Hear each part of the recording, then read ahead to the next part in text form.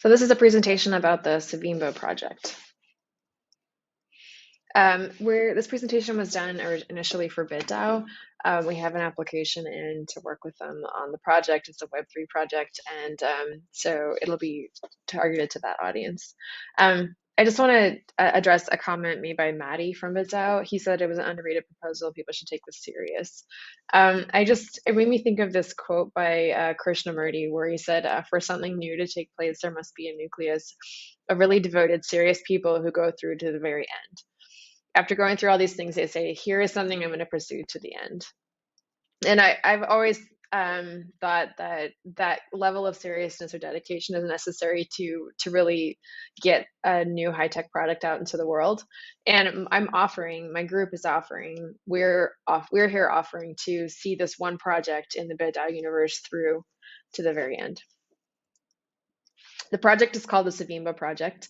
It started in the Colombian Amazon, and the concept is that on a local market, cows are about worth as much as trees are on the global market if you're living in the Colombian Amazon. So, and we'll explain more about that in a minute. I want to talk about the project in terms of shared goals. So BitDAO has goals and we share them. And I want to talk about how I'm proposing to see them through. So the shared goal here is to partner with autonomous entities. I'm proposing to both create and partner with autonomous DAOs that administer jungles. So not only are we autonomous, but we want to create more autonomous entities, clone them, and work with them as well. My name is Drea Burbank. I'm an MD technologist. I've been doing high tech and hard science for about 10, 13 years now. Before I did that, I was actually a forest firefighter, which is how I fell in love with trees, burning and otherwise. I represent a consulting agency of delinquent savants. There's about 300 scientific consultants, rocket scientists, cybersecurity for nuclear power, doctors, technologists.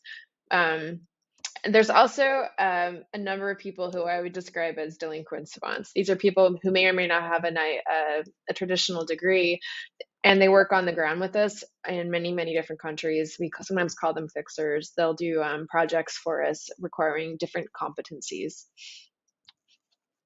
Just to put faces to the names, here's Lamine. He's one of our scientists. He's a Nobel Peace Prize winner who left the United Nations, and now he's a coffeepreneur. And he works with us on designing ideas that will help 1 billion people. Here's Nicola. He left McKinsey after 14 years. He helped launch tourism in Saudi Arabia, and he's working with us on the economics of this project. This is Grace. Some of you might know her. She's a DAO specialist, and she's a serial entrepreneur like I am. I want to talk about the delinquent savants because they're dear to my heart. And here are 3 of them. These are 3 indigenous medicine doctors who work with us. And if we are successful, they will form our first independent autonomous DAO to preserve jungle in the Amazon. So I want to answer a question by Monkey who said, why would you register a US company for activities in Colombia? And the answer is it's a little more complicated than that. Like a lot of Web3 projects, we actually have 4 entities that are working together on this project. So one is the US-based consulting company. One is our US-based scientific nonprofit, empulsiveink, which was founded largely to help administer this project as a public works project. We also have a company forming in the UAE to administer a digital ledger.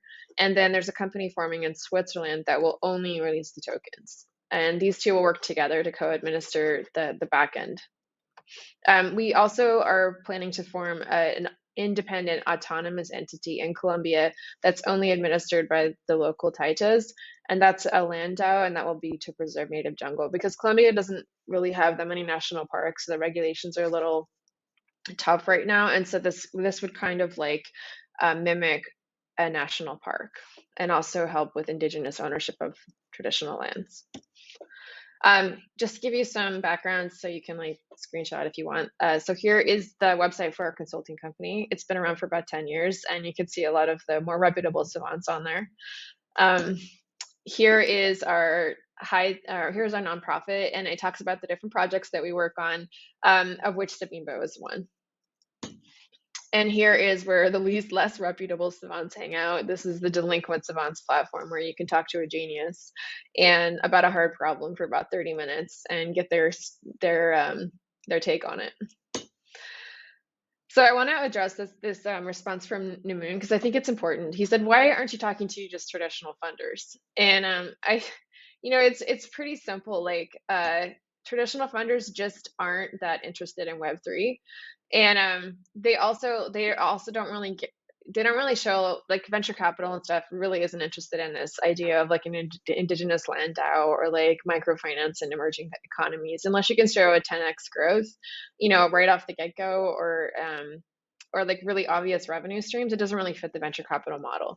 And that's where I think Web3 really comes in, and like what alternative funding mechanisms, which is why I'm talking to BitDAO.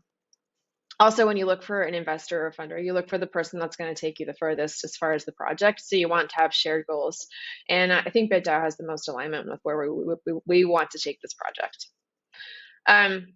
So I have a theory that in order to meet this goal, so we share the goal of open finance and a decentralized tokenized economy.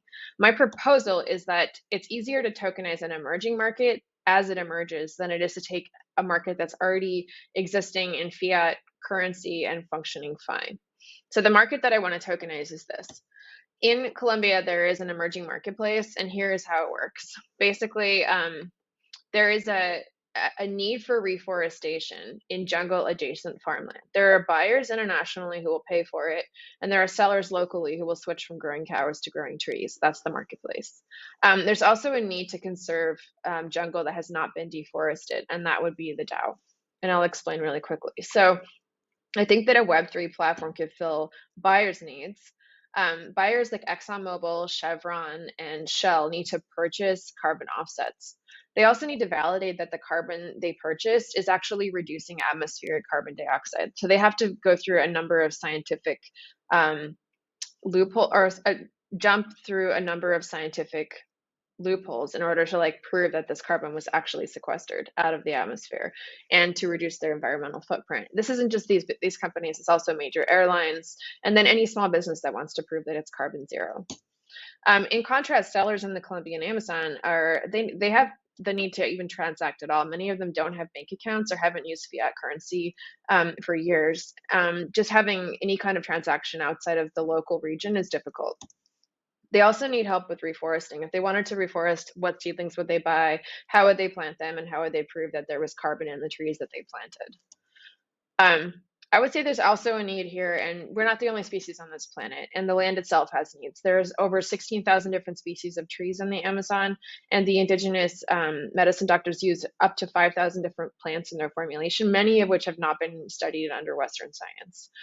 The land needs to be conserved. And it needs different mechanisms than it's had to do so. So this is the marketplace. This is that I see emerging, and this is what I think we could tokenize as it emerges. There's a lot more details in our proposal. I will give you all the nerdy details anytime you want to ask me about them, but I'll spare you on this presentation. So I want to address something Sheng said, which he said, I'm pretty sure people don't necessarily know what carbon rates are. So I agree, it's super complex topic, but I'll give you the basics and I'll tell you how we're tokenizing it. So BitDAO wants to do research and products that are public goods for the crypto industry. I'm proposing that we can do this project, and this will also be scalable to other types of projects. So first off, fiat doesn't serve microfinance. It's just never done a good job with it, and it's probably never going to do a good job with it. In contrast, Web3 is perfectly positioned to help with microfinance projects. Also, the carbon models that are existing right now in the Web3 spaces that are emerging aren't really scientifically relevant. And fiat carbon models haven't really been well developed either. This is something that we could build and improve on. So here's what we're proposing to do. We want to build and release 3 tokens. The first, a tree token, a carbon token, and a work token. And I'm going to go into the first 2. The work token is pretty self-explanatory, and BitDAO already has good models for that. So the tree is going to be an NFT. It's going to be managed from a smartphone app that can go offline. The farmers don't always have access to internet. And it's going to be managed with a physical NFT that we are proposing right now to work with the company BlockTag to provide. But that would be like a unique identifier for the tree. 1 tree equals 1 NFT. Some characteristics of this NFT are that a tree can change size. It gets bigger over time. A tree can hold carbon, like as the tree grows, and actually different species of trees, and there's lots of different silviculture characteristics that tell you how much carbon the tree is actually holding on any given day. And then trees have alternate states. They're seedlings and they're moving around, and then they stay in one place for a really long time and then they die. In contrast, the carbon is like a perfect fungible token. So because there's a limited amount of carbon on the planet, we have a pretty good idea of how much is in the atmosphere right now. And we can tie 1 ton of atmospheric carbon to one fungible token.